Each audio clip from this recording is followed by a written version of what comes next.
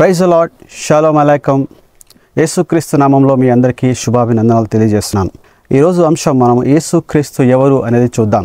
ప్రపంచంలో ఈరోజు యేసుక్రీస్తు గురించి ఎన్నో పుస్తకాలు మరియు ఎన్నో గ్రంథాలు, ఎన్నో సినిమాలు ఎంతోమంది రచించి ఆయనకి వ్యతిరేకంగా రాశారు. ఆయన యొక్క సృష్టి ఆరంభం నుంచి ఆయన గురించి ఏమని రాబడిందో, బైబిల్లో ఏమని చెప్పబడిందో, బైబిల్ ప్రకారంగా ఎన్నో కొన్ని వేల బుక్స్ కూడా రాశారు. ఏది ఏమైనప్పటికీ యేసుక్రీస్తు విషయంలో సత్యము మరియు అసత్య విషయాలు కొన్ని వందలు వేల లక్షల పుస్తకాలు ఇప్పటి వరకు ప్రింట్ అయినాయి. అయితే యేసుక్రీస్తు యొక్క ఉనికిని గనక మనం అర్థం చేసుకుంటే యేసు ఎవరు అనే సంగతి మనకు అర్థమవుతుంది. ఈ రోజుల్లో ఈవెన్ మన ఇండియాలో కూడా కొంతమంది యేసుక్రీస్తు విషయంలో చాలా వ్యతిరేకంగా వారు ప్రశ్నిస్తూ, ప్రపంచవ్యాప్తంగా ఇది జరుగుతుంది. ఈ మధ్య కూడా ఇండియాలో కూడా మన భారతదేశంలో కూడా ప్రశ్నిస్తూ యేసుక్రీస్తు యొక్క ఉనికిని, ఆయన యొక్క దైవత్వమును ప్రశ్నిస్తున్నట్లుగా మనం చూస్తూ ఉన్నాం. అయితే ఈ మధ్యలో ఒక బుక్ రాసేసాడు. దాని మీద క్రైస్తవ సేవకులు దాచిపెడుతున్నటువంటి, లేదంటే క్రైస్తవ మత ప్రచారకులు దాచిపెడుతున్నటువంటి బైబిల్ దేవుని యొక్క నిజ స్వరూపాలని చెప్పేసి ఒక బుక్కే రాసేసాడు ఏకంగా. అయితే ఆయన ఆ యొక్క బుక్ రాయడానికి కారణం ఏంటనంటే, మొదటగా తను ఒకప్పుడు క్రైస్తవుడిగా ఉన్నానని చెప్తూ ఇప్పుడు నేను హిందూగా మారానని చెప్పి దానిలో ఉన్నటువంటి లోపాలను ఎత్తిపట్టి అందులో సత్యం లేదని చెప్పడానికి ప్రయత్నించేటువంటి దానిలో ఆ యొక్క బుక్ను రాశానని చెప్పేసి అన్నాడు.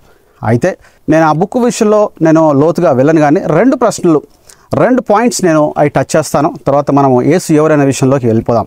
ఆయన ఆ యొక్క పుస్తకంలో రాస్తూ ఏమన్నాడంటే, ఈ బైబిల్ అనేది, తెలుగు బైబిల్ అనేది తర్జుమా king James version, 16th century 16వ శతాబ్దంలో జరిగినటువంటి king James version Bible. King James version is English version. అక్కడ నుంచి తర్జుమా చేయబడిందని, తెలుగు బైబిల్ ఆ విధంగా తర్జుమా చేయబడిందని తను రాసుకొచ్చాడు. యాక్చువల్గా మనకి బైబిల్ గ్రంథం కనుక, తెలుగు బైబిల్ కనుక చూస్తే మొదటి పేజీలోనే ఆదిమ హీబ్రూ గ్రీక్ భాషల్లోంచి భాషాంతరం చేయబడిందని మనం చూడగలం. అంటే ఈయన బుక్ రాయడానికి ఎంతో తహతహలాడి బైబిల్లో ఏదో తప్పులున్నాయి పట్టుకుందామని చెప్పేసి అనుకొని తను దాని విషయంలో సరైనటువంటి విచారణ చేయకుండానే, సరైనటువంటి దృక్పథంలో తను చేయకుండానే బైబిల్ మీద వ్యతిరేకంగా, దాని మీద అసంబద్ధమైనటువంటి అబద్ధాలను రాయడానికి ఆయన పూనుకున్నాడని మనకు అర్థమవుతుంది.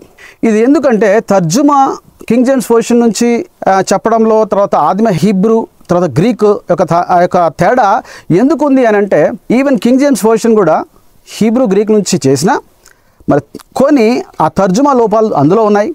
ఈవెన్ తెలుగు బైబిల్లో కూడా కొన్ని తర్జుమా లోపాలు ఉన్నప్పటికీ బట్ ఈయన రాసినటువంటి విధానం ఏంటంటే కింగ్ జేమ్స్ వర్షన్లోంచి తీశారని చెప్పేసి. అంటే నువ్వు చేసినటువంటి అనాలిసిస్, నీ యొక్క విచారణ అనేది అక్కడే సరిగా లేదని అర్థమవుతుంది.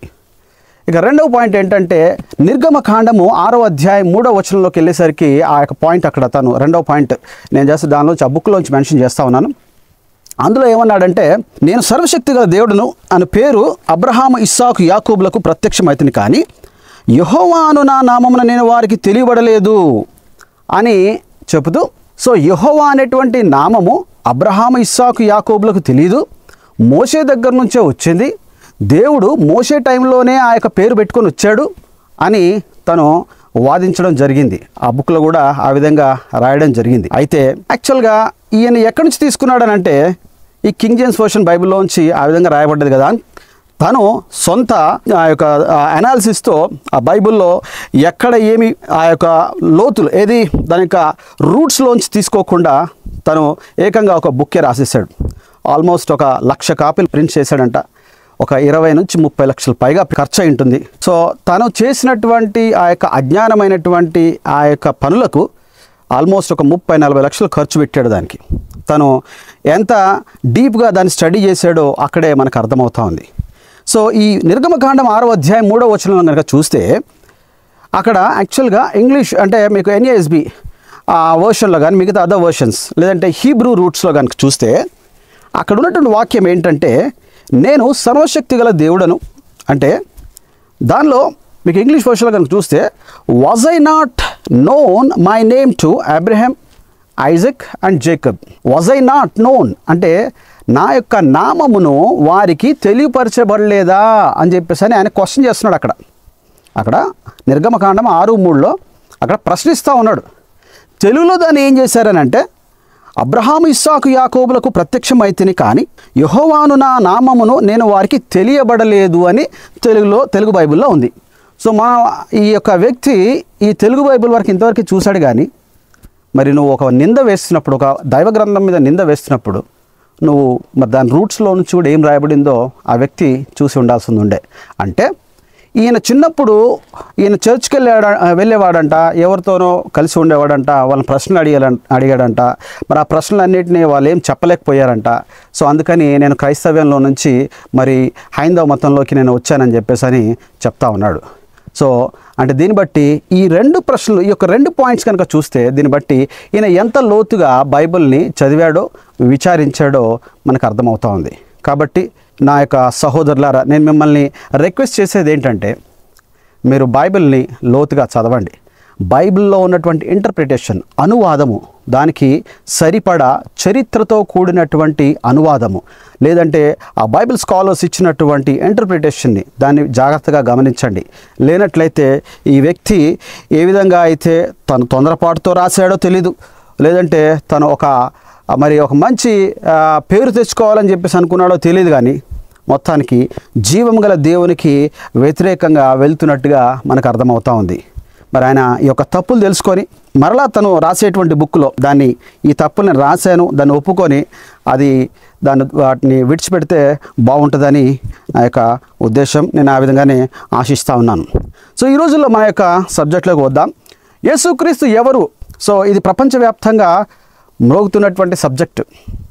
ఎక్కడ చూసినా మీరు గల్ఫ్ దేశాల్లో చూడండి, ఇస్లామిక్ కంట్రీస్లో చూడండి, ఈవెన్ వెస్టర్న్ కంట్రీస్లో చూడండి, పాశ్చాత్య మరి ఇటు తూర్పు దేశాలు అనేటువంటి మరి ఏషియన్ కంట్రీస్లో చూడండి, ఎక్కడ చూసినా కానీ యేసుక్రీస్తు ఎవరు, యేసుక్రీస్తు ఎందుకు ఈ లోకానికి వచ్చాడు, యేసుక్రీస్తులో ఉన్నటువంటి లక్షణాలు ఏంటి, ఎందుకు ఆయనని దేవుడిగా పిలవాలి, ఆయనలో దైవత్వ లక్షణాలు ఎలా ఉన్నాయని చెప్పేసి అని ప్రతి ఒక్కరూ ప్రశ్నిస్తున్నట్లుగా మనం చూస్తూ ఉన్నాం.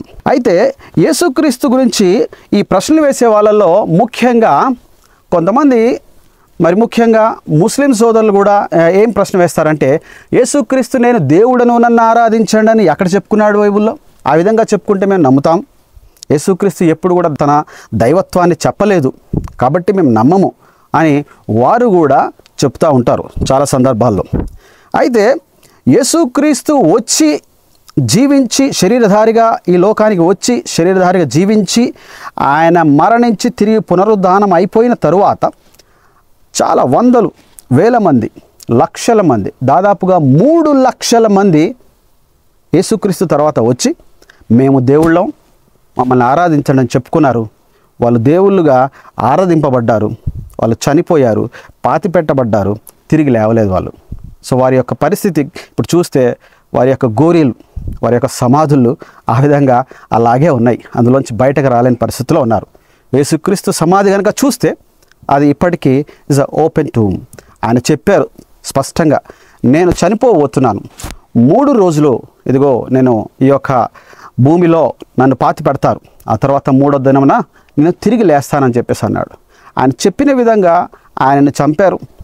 ఎవరి చేతిలో ఆయనను అప్పచెప్తారో, ఎవరి చేత ఆయన చంపబడతాడో ఆయన స్పష్టంగా చెప్పాడు.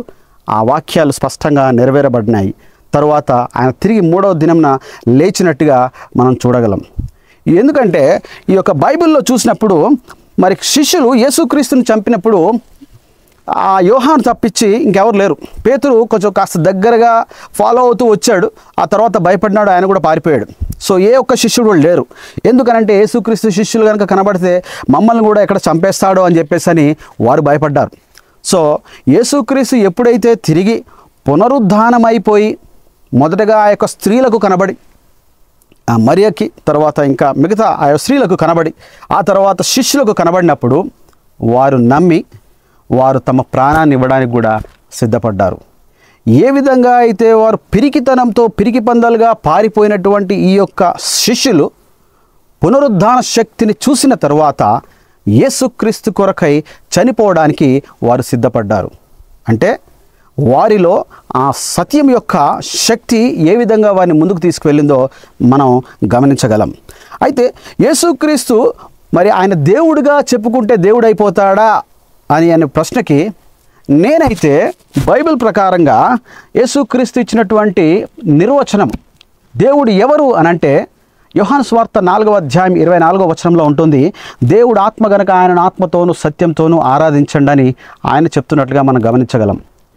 ఏమనిస్తున్నాడంటే దేవుడంట ఆత్మ, ఆయన ఆత్మ గనుక ఆత్మతోనూ సత్యంతోనూ ఆరాధించండి అని.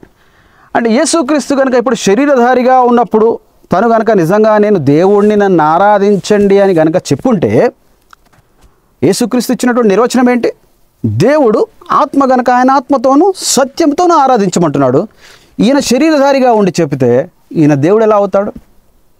ఆయన ఇచ్చినటువంటి డెఫినేషన్ ప్రకారంగా, ఆయన ఇచ్చినటువంటి నిర్వచనం ప్రకారంగా యేసుక్రీస్తు దేవుడు కాలేడు. క్రైస్తవులు ఎవరు దేవుడని నమ్మి ఉండేవారు కాదు. ఈ రోజుల్లో చాలామంది ఏమంటున్నారంటే క్రైస్తవ పాస్టర్లు, లేదంటే ఇవాంజలిస్టులు, లేదంటే ఒక చర్చ్ ఆర్గనైజేషను ఈ బైబిల్ని తప్పుదోవ పట్టించి ప్రజల్ని, అమాయక ప్రజల్ని తప్పుదోవ పట్టించి యేసుక్రీస్తు దేవుడుగా చెప్తున్నారని చెప్పేసి అని తమకున్నటువంటి అజ్ఞానమును ప్రదర్శిస్తూ ఉన్నారు. నేనేమంటానంటే వారు బైబిల్ సరిగా చదవలేదని చెప్తాను. బైబిల్ సరిగా చదివితే యేసుక్రీస్తు ఏం చెప్పారు, ఒకవేళ కనుక ఆయన దేవుడు అయి ఉంటే, నేను దేవుడని చెప్పుంటే ఆయన దేవుడు కాడనే సంగతి ఆయనే చెప్తున్నట్టుగా అర్థమైపోతుంది. ఎందుకు? దేవుడు ఆత్మ గనక ఆయన ఆత్మతోనూ సత్యంతోనూ ఆరాధించాలి. అందుకని యేసుక్రీస్తు ఏమన్నారంటే నేనే మార్గము సత్యము జీవం అన్నారు. దేవుడు ఆత్మ గనుక ఆయన ఆత్మతోనూ సత్యంతోనూ ఆరాధించాలంట. యేసుక్రీస్తు ఎవరన్నప్పుడు నేను మార్గము సత్యము జీవం అన్నారు. మరి ఆ విధంగానే యేసుక్రీస్తు ఏమన్నాడంటే ఆత్మయే జీవింపజేయుచున్నది, శరీరము నిష్ప్రయోజనం అని యోహాను సువార్త 6వ అధ్యాయం 63వ వచనంలో చెప్తున్నట్లుగా చూస్తూ ఉన్నాం. ఆత్మ జీవింపజేస్తుందంట, శరీరం నిష్ప్రయోజనం. ఇప్పటిదాకా సైంటిస్టులు కానీ మన సైన్స్ కానీ ఇంత డెవలప్ అయింది కదా, మనిషి చచ్చిపోయినప్పుడు ఏం జరుగుతుందో కనిపెట్టలేకపోతున్నారు. మనిషి ఎందుకు పుట్టాడు, ఎలా పుట్టాడు, పుట్టిన తర్వాత జీవిస్తున్న విధానంలో మామూలుగా గమనించారే కానీ చావు పుట్టుకలు అనేటివి ఏ విధంగా జరుగుతుంది అనేది మనిషి ఇప్పటిదాకా కనిపెట్టలేకపోయాడు.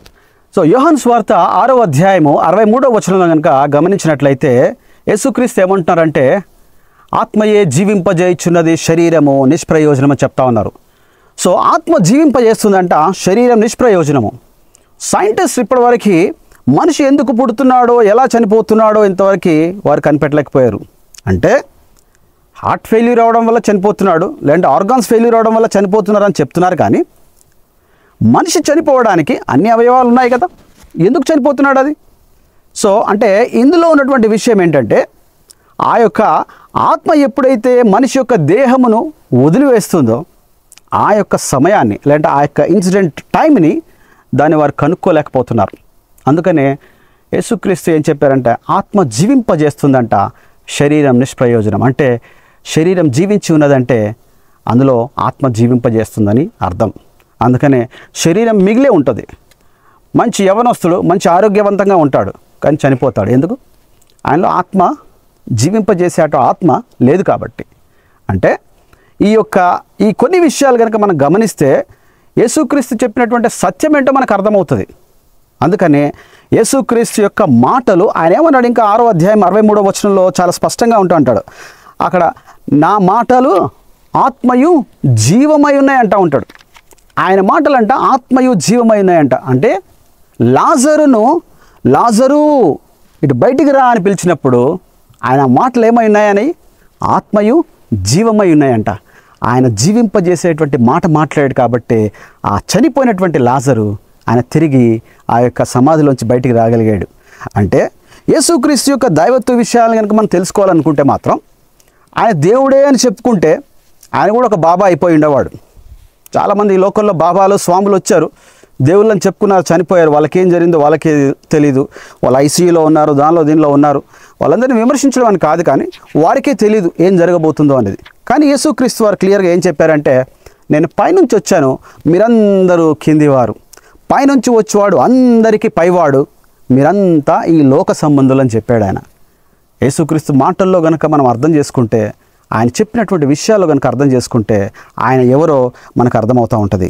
అందుకనే యేసుక్రీస్తు నేనే దేవుణ్ణి నన్ను ఆరాధించండి అని చెప్పాడా అని అడిగేటువంటి వారికి ఏంటి అని అంటే యేసుక్రీస్తు ఆ విధంగా నేను దేవుడిని నన్ను ఆరాధించండి అని చెప్పితే ఆయన దేవుడు కాలేడు. కానీ ఈ ప్రశ్న ఎవరైతే వేశారో అంటే యేసుక్రీస్తు నేను దేవుడిని, నన్ను ఆరాధించండి అని చెబితే మేము నమ్మి ఉండేవాళ్ళం అని అడుగుతున్నటువంటి వారి యొక్క మనసుల్లో, హృదయాల్లో ఏముందంటే యేసుక్రీస్తు దేవునితో సమానమైనటువంటి క్రియలు చేశాడు, కానీ దేవుడు అని చెప్పుకోలేదు. కాబట్టి మాకు కాస్త డౌట్ ఉంది. అది కనుక చెప్పుంటే మేము యేసుక్రీస్తుని దేవుడిగా నమ్ముతామని. కానీ యేసుక్రీస్తు ఒక నిర్వచనం ఇచ్చారు. ఏమని? ఆయన శరీరధారిగా ఉన్నటువంటి వాడు, మరి ఆయన ఆ యొక్క ఆత్మస్వరూపి అని దేవుడు అని చెప్పాడు. అంటే ఆయన శరీరధారిగా ఉన్నప్పుడు ఆయన దేవుడిగా చెప్పకూడదు.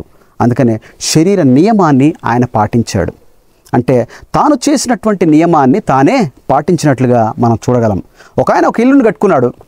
ఇల్లును కట్టుకొని అంతా అయిపోయిన తర్వాత ఆయన కట్టినటువంటి ఆ యొక్క ఎంట్రన్స్, ఆ డోర్లో నుంచి ఆయన వెళ్ళాలి. ఇది నాదే ఇల్లు కదా అని చెప్పేసి అని కిటికీలో నుంచో లేదంటే గోడను తవ్వుకొని తెల్లడు కదా. యేసుక్రీస్తు ఈ సృష్టిని చేసిన తర్వాత మానవుని చేశాడు. ఆయన మానవుడిగా ఈ యొక్క లోకానికి రావాలనంటే తను మానవ యొక్క ధర్మాన్ని, ఆ యొక్క నియమాన్ని పాటించాలి.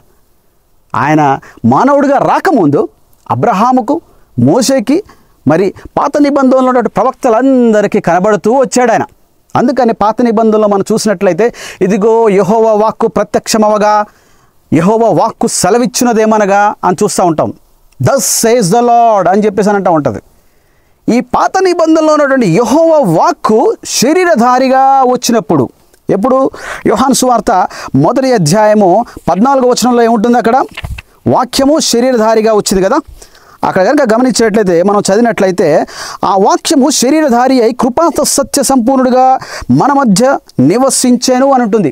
సో ఆ వాక్యం, ఏ వాక్యము? యెహోవా వాక్కు పాత నిబంధనలో ఉన్నప్పుడు ఆ వాక్యం మాట్లాడింది, ఆ వాక్యం సెలవిచ్చింది, ఆ వాక్యం ప్రత్యక్షమైంది.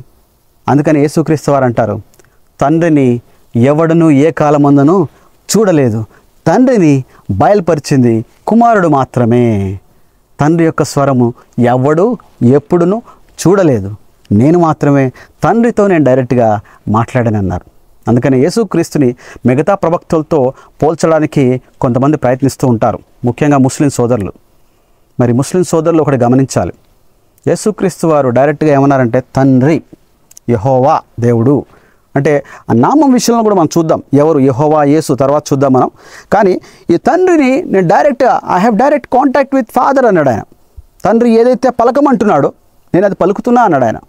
అంటే తండ్రి ఒక మౌత్ స్పీకరు, ఈయన అక్కడ స్పీకర్గా ఒక మౌత్ పీస్ అయిన తండ్రి, ఆయన ఒక స్పీకర్. అంటే తండ్రి అక్కడ ఆయన ఏదైతే పలుకుతాడో ఆ స్పీకర్లోంచి అదే వస్తుంది. అంటే యేసుక్రీస్తు తండ్రిలో భాగమై ఉన్నటువంటి వాడు. కాబట్టి నేను మాట్లాడుతున్నాను అని అంటే ఇవి నా మాటలే. నా మాటలు నన్ను సపరేట్ చేయలేరు ఎవరు. నేను ఎవరినో ఒకరిని తిట్టేసిన తర్వాత నేను మాట్లాడలేదు సార్, నా నాలుక మాట్లాడింది, అయ్యో తప్పైంది అని చెప్పేసి మనం చెప్పలేం కదా. మనం మాట్లాడిన మాటలు మనకు సంబంధించినవే. అందుకనే మనం ఎవరిని కొట్టామనుకోండి, నా చెయ్యి కొట్టింది, నేను కొట్టలేదని చెప్తామా? సో యేసుక్రీస్తు వారు ఏమన్నారంటే తండ్రిలో ఏకమై ఉన్నానన్నారు ఆయన. తండ్రి ఏ క్రియలు చేయించున్నారో ఆ క్రియలే నేను చేయించున్నా అన్నాడు. మీకు తండ్రి నుంచి చేసినటువంటి క్రియలను చూపించటం లేదా? అందుకనే ఈ ప్రశ్న ఎవరైతే అడుగుతున్నారో, యేసుక్రీస్తు నేను దేవుడిని నన్ను ఆరాధించండి అని చెప్పుకున్నాడా అనేటువంటి ఎవరైతే అడుగుతున్నారో, ఈ ప్రశ్న ఇప్పుడు కాదు, ముస్లిం సోదరులు ఇప్పుడు అడగడం కాదు, లేదంటే ఇప్పుడు ఉన్నటువంటి ప్రపంచంలో ఉన్నటువంటి వ్యక్తులు కాదు అడిగేది. ఆ రోజుల్లో యేసుక్రీస్తు శరీరధారిగా ఉన్నప్పుడే యూదులు అడిగారు. యోహాను సువార్త 10వ అధ్యాయము 33వ వచనం కనుక మనం చూసినట్లయితే, నీవు మనుషుడివై ఉండి దేవుడు అని చెప్పుకొంచున్నావు గనుకనే దేవదూషణ చేసినందుకే నిన్ను రాళ్లతో కొట్టుదుము కానీ మంచి క్రియ చేసినందుకు కాదని ఆయనతో చెప్పిరి. సో యేసుక్రీస్తు వారు నేను దేవుడిని చెప్పుకుంటున్నాడని యూదులు చెప్తా ఉన్నారు. మీరు ఇక్కడ గమనించాల్సిన విషయం ఏంటంటే, యూదులు ఒక వ్యక్తి మీద అబద్ధ సాక్ష్యము పలకకూడదు, అది పాపము. అది వారికి తెలుసు, సూటిగా ఖచ్చితంగా తెలుసు. ఎందుకు? 10 ఆజ్ఞల్లో ఉన్నటువంటి ఆజ్ఞ అది, అబద్ధ సాక్ష్యం పలకకూడదని. అందుకనే వారు చూసి అన్నీ ఆయన తరచి చూచి ఆయన్ని అప్పుడు ఏమన్నారంటే నువ్వు మనుషుడివై ఉండి దేవుడు అని చెప్పుకుంటున్నావు అని అంటే, యేసుక్రీస్తు వారు అక్కడ ఎక్స్ప్లెనేషన్ ఏమి ఇచ్చారో చూడండి తర్వాత వాక్యాల్లో. ఎప్పుడు కానీ ఒక వాక్యంతో ఆగిపోకూడదు.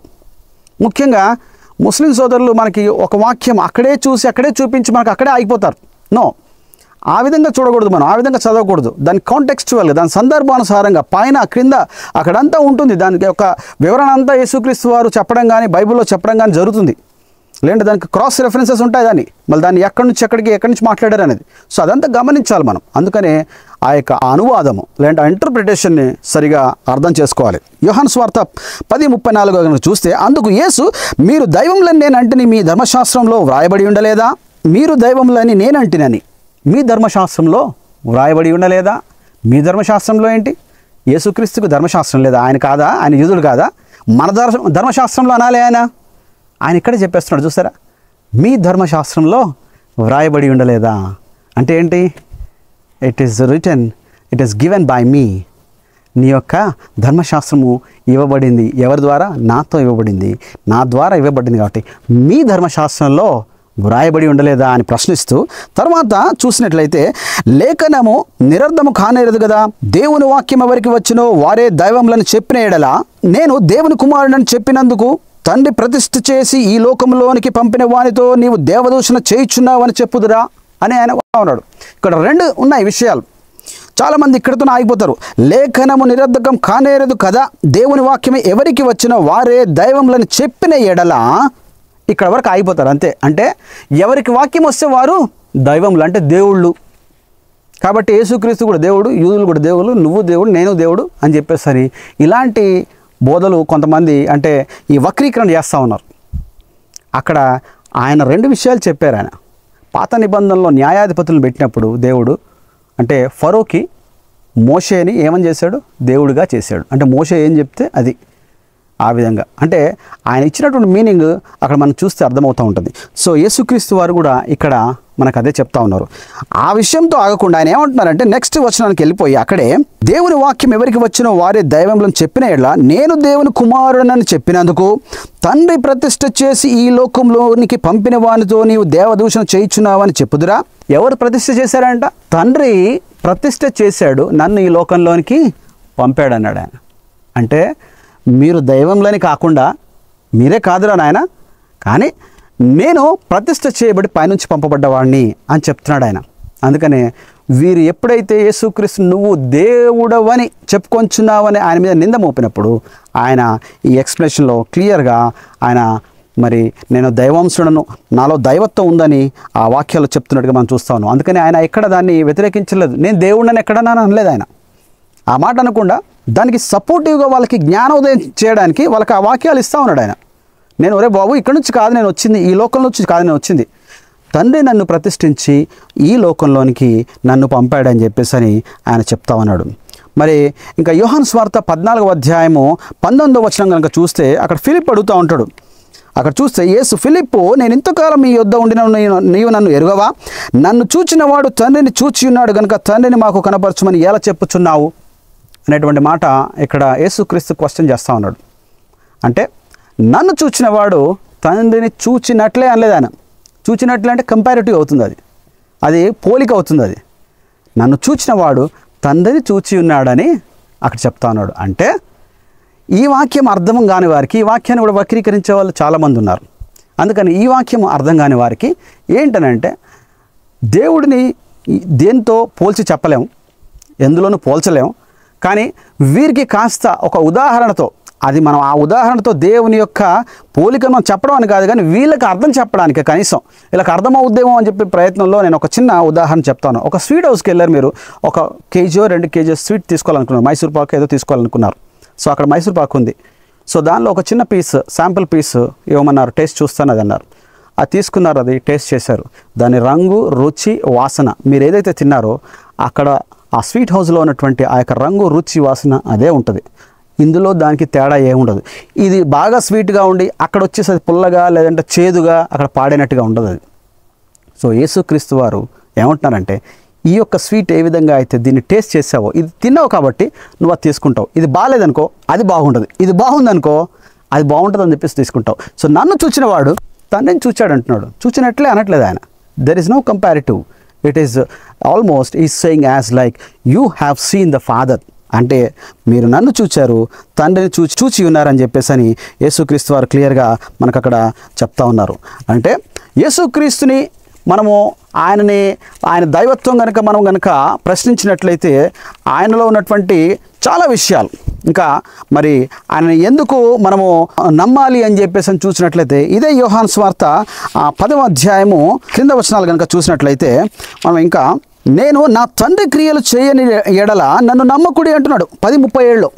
యోహాను సువార్త 10:37లో యేసుక్రీస్తు వారు ఏమంటున్నారు? తండ్రితో పోల్చుకున్నటువంటి ప్రవక్తలు ఎవరు లేరు. సో యేసుక్రీస్తు వారు ఇక్కడ ఏం చెప్తున్నారంటే, నేను నా తండ్రి క్రియలు చేయని ఎడల నన్ను నమ్మకండి. సో తండ్రి ఎవరు? సృష్టికర్త, దేవుడు, సర్వాధికారి అయిన దేవుడు అని నమ్ముతున్నాం కదా. సో మరి తండ్రి క్రియలంటే సృష్టికర్త యొక్క పనులు ఇక్కడ రాయాలి, అదే రాయాలి అసలు. యాక్చువల్గా తండ్రి అంటే సృష్టికర్త క్రియలు గనక నేను చెయ్యని ఎడల నన్ను నమ్మకుడు అని రాయాలి యాక్చువల్గా. తర్జుమాలో ఏంటంటే ఉన్నది ఉన్నట్టుగా చెప్పారు ఇక్కడ. బట్ మనం దాన్ని అర్థం చేసుకోవాల్సింది ఏంటంటే, సృష్టికర్త యొక్క లక్షణాలు నాలో ఉన్నాయి, నేను నిన్ను సృష్టించినటువంటి దేవుడినని ఆయన క్లియర్గా అక్కడ చెప్తా ఉన్నాడు. అందుకనే నేను నా తండ్రి క్రియలు చేయని ఎడల నన్ను నమ్మకుడి, చేసిన ఎడల నన్ను నమ్మకున్నాను. తండ్రి నా యందును నేను తండ్రి యందును ఉన్నామని మీరు గ్రహించి తెలుసుకొనున్నట్లు ఆ క్రియలను నమ్ముడని వారితో చెప్తున్నాడు. అంటే మీరు నన్ను నమ్మకపోయినా కనీసం క్రియలను నమ్మండి, ఆ క్రియలు తండ్రి అని చెప్పేసి అని నమ్మండి అని అంటున్నారు. యేసుక్రీస్తు మీరు నన్ను నమ్మట్లేదు కదా, తండ్రిని నమ్మండి, తండ్రి క్రియలను నమ్మండి అంటున్నారు. అందుకనే పుట్టుగుడ్డి వాడిని యేసుక్రీస్తు స్వస్థపరిచినప్పుడు అక్కడ ఉన్నటువంటి యూదులు ఏమన్నారంటే, ఇదిగో ఇది నిజంగా దైవక్రియనే. ఎందుకనంటే లోకము పుట్టిన దగ్గర నుంచి ఇప్పటి వరకు పుట్టుగుడ్డి వాడిని ఎవరు స్వస్థపరచలేదని. అంటే అక్కడ ఉన్నటువంటి వాళ్ళ వ్యక్తులందరికీ he was a question mark. ఆయన శరీరధారిగా ఉన్నప్పుడే ఆయన పెద్ద క్వశ్చన్ మార్క్గా ఉన్నాడు. వారందరికీ అర్థం కాలేదు యూదులకి. యూదులు ఇప్పుడున్నటువంటి మన భారతదేశంలో ఉన్నటువంటి మరి యేసుక్రీస్తుని నమ్మనటువంటి వాళ్ళు కానీ, ఎథీస్టులు కానీ, ప్రపంచంలో ఉన్నటువంటి ఎవరైనా కానీ ఆయనను వ్యతిరేకించేటువంటి వాళ్ళకంటే రాటు తేలినటువంటి వాళ్ళు యూదులు. వారు నమ్మట్లేదు యేసుక్రీస్తుని అంత ఈజీగా. అందుకనే యేసుక్రీస్తు యొక్క క్రియలను చూసి వారు కూడా ఒకానొక సమయంలో ఈయన నిజంగా ఈయనలో దైవత్వం ఉంది అని చెప్పేసి అని ఒప్పుకున్నారు. అందుకని యేసుక్రీస్తును సిలువ వేసిన తర్వాత, ఆయన చనిపోయి తిరిగి పునరుద్ధానం అయిన తర్వాత చాలాసార్లు చాలా సమాజ మందిరాల్లో మనకు అపోస్తల కార్యాలు కనుక చూస్తే యూదులు ఆ యొక్క మరి ఆ సబ్బాతు దినం యొక్క ఆ యొక్క విశ్రాంతి దినం యొక్క మరి ఆ యొక్క సర్వీస్, ఆ మెసేజ్ అదంతా అయిపోయిన తర్వాత పౌలును తర్వాత అపోస్తలను పిలిచి, రండి మీ వాదం ఏంటో చెప్పండి, మనం మాట్లాడుకుందాం రండి అని చెప్పేసి పిలిచినట్టుగా మనం చూస్తూ ఉన్నాం. వందలు వేలు లక్షల మంది అక్కడ మరి మారిపోయినట్టుగా చూస్తూ ఉన్నాం. అందుకనే క్రైస్తవ్యాన్ని మొదటి శతాబ్దంలోనే దాన్ని మరి నిర్మూలించడానికి ప్రయత్నించారు. వారిని తలకిందులుగా వేసి సిలువేశారు. ఏ విధంగా హింస పెట్టాలో ప్రపంచంలో అత్యంత ఘోరాతి ఘోరంగా హింసలు పెట్టారు. ఎంత హింసలు పెట్టారో అంత మరి క్రైస్తవ్యం పెరిగిపోయింది. ఎందుకంటే నిజమైనటువంటి దేవుడి యొక్క శక్తిని వారు చూశారు కాబట్టి వారు తమ నోరును మూసుకొని ఉండలేదు. అందుకని నేను ఈ యొక్క సమయంలో మీకు యేసుక్రీస్తు గురించి నేనేం చెప్పాలనుకుంటున్నానంటే, ఎవరైనా కానీ మీరు ఎవరైనా అయ్యుండొచ్చు, మీరు క్రైస్తవుడు అయ్యుండొచ్చు, క్రైస్తవుడు కాకపోయి ఉండొచ్చు, నీ యొక్క డేట్ ఆఫ్ బర్త్కి నువ్వు రాసేటువంటి రెఫరెన్స్ ఎవరో తెలుసా? యేసుక్రీస్తే. నువ్వు ప్రతిరోజు నువ్వు డేట్ రాస్తున్నావనంటే యేసుక్రీస్తుని బట్టే. నీ డేట్ ఆఫ్ బర్త్ 1990 జనవరి 1 1990 అని రాసావంటే యేసుక్రీస్తు తర్వాత 1990 సంవత్సరం అండి నాది అని రాస్తున్నావు. ఎక్కడి నుంచి పోయి తెచ్చుకుంటున్నావు తెలుసా? కలెక్టర్ ఆఫీస్ నుంచి, రెవెన్యూ ఆఫీస్ దగ్గర నుంచి పోయి తెచ్చుకుంటున్నావు. నీకు ఇష్టమో లేదో కానీ ఇప్పుడైనా వెళ్ళి, నిజంగా నీకు యేసుక్రీస్తు ఇష్టం లేకపోతే నేను నీకు ఛాలెంజ్ చేస్తున్నాను, నువ్వు వెళ్ళి అయ్యా యేసుక్రీస్తు యొక్క ఆ యొక్క హిస్టారికల్ ఇన్ఫర్మేషన్తో, యేసుక్రీస్తుతో లెక్కగట్టినటువంటి క్యాలెండర్ నాకు వద్దు, నా సొంత క్యాలెండర్తో నాకు డేట్ ఆఫ్ బర్త్ ఇవ్వండి అని చెప్పేసి పోయాడు. నువ్వు ఉన్న డేట్ ఆఫ్ బర్త్ని తీసేసుకో ఇంకా. మరి ఎందుకంటే చాలామంది యేసుక్రీస్తుని కనీసం ఒక హిస్టారికల్ పర్సన్గా అయినా ఆయన్ని మరి అంగీకరించలేకపోతున్నారు. ఇది చాలా దురదృష్టకరమైనటువంటి మరి సంఘటన. ఎందుకంటే ఎంతోమంది హిట్లర్, తర్వాత ఎంతోమంది నాస్తికులను, తర్వాత హింసావాదుల్ని మరి వారు నమ్ముతున్నారు, వారిని అంగీకరిస్తున్నారు. కానీ యేసుక్రీస్తు ఏం చెప్పాడండి? మీ శత్రువులను చంపేయమని చెప్పాడు ఆయన. మీ శత్రువుని ప్రేమించమన్నాడు ఆయన. నిన్ను వల్ల నీ పొరుగు వాడిని ప్రేమించమన్నాడు. అందుకనే బైబిల్లో పాత నిబంధనలు చూసినప్పుడు దేవుడు ఎక్కడ శత్రువుని చంపమని చెప్పలేదు.